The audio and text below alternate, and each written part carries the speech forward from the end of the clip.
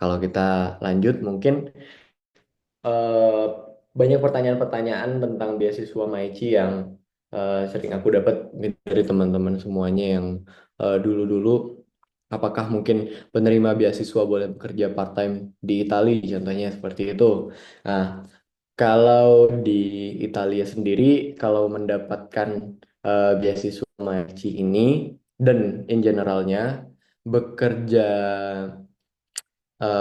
bekerja part-time itu sebenarnya boleh-boleh saja, tidak ada halangan, tapi nanti eh, perlu disesuaikan lagi dengan batasan-batasan dari eh, kalian sebagai student juga, karena kalian di Italia itu kan residence permitnya adalah sebagai student, bukan sebagai pekerja, which is part-time itu sebenarnya boleh karena nanti kalian eh, tidak ada kontrak resmi yang legally binding gitu. Jadi makanya namanya part time. Jadi kalian cuma bisa kerja untuk beberapa waktu aja, nggak boleh full gitu. Nah, apakah bisa apply tanpa sertifikat bahasa Italia? Tentu jelas bisa.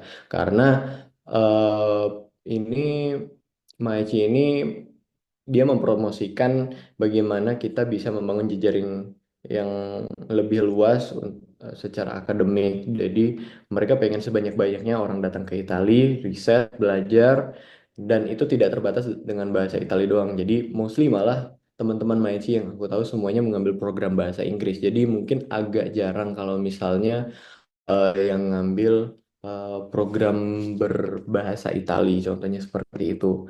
Nah, eh, contoh yang lain adalah gimana cara memperpanjang beasiswa untuk tahun kedua. Mostly syaratnya adalah performa performa akademik dan juga nanti kalian harus menyelesaikan beberapa SKS tertentu. Jadi kalau nggak salah itu minimal 15 kredit eh, untuk bisa lanjut perpanjangan. Dalam 15 kredit itu kalian tidak boleh meraih nilai di bawah 18/30. Contohnya seperti itu. Bukan contoh sih, memang memang seperti itu.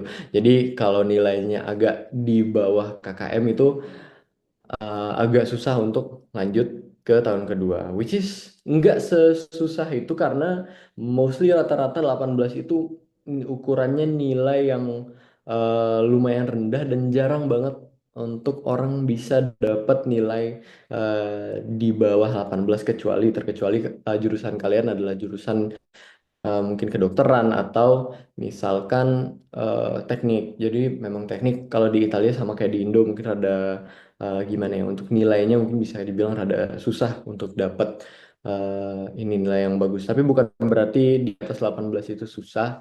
Jadi 18 itu untuk yang belum punya pengalaman kayak apa ya, bener-bener udah lumayan bawah banget gitu. Dan kalian di Italia tuh sebenarnya bebas untuk ngulang beberapa kali. Jadi kalau misalnya dalam satu percobaan itu, dalam satu mata kuliah itu kalian bisa mencoba kalau nggak salah 5 kali gitu untuk yang uh, dalam satu mata kuliahnya. Jadi bisa bahkan nilainya bisa lebih bagus lagi.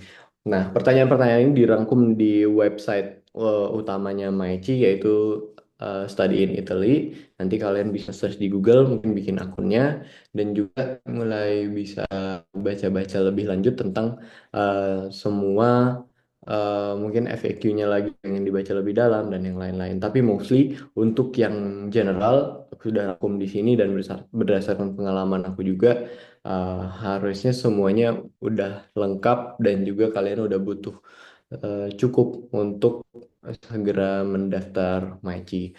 Jadi begitu ya teman-teman untuk penjelasan dari beasiswa Maici itu sendiri. Aku harap teman-teman sekarang udah mengerti gimana gimana sih beasiswa Maici itu, bagaimana tahapannya, eh, dan untuk perpanjangannya bagaimana, apa aja syaratnya, dan juga nanti dokumen-dokumen apa aja yang harus dikumpulkan. Seperti itu.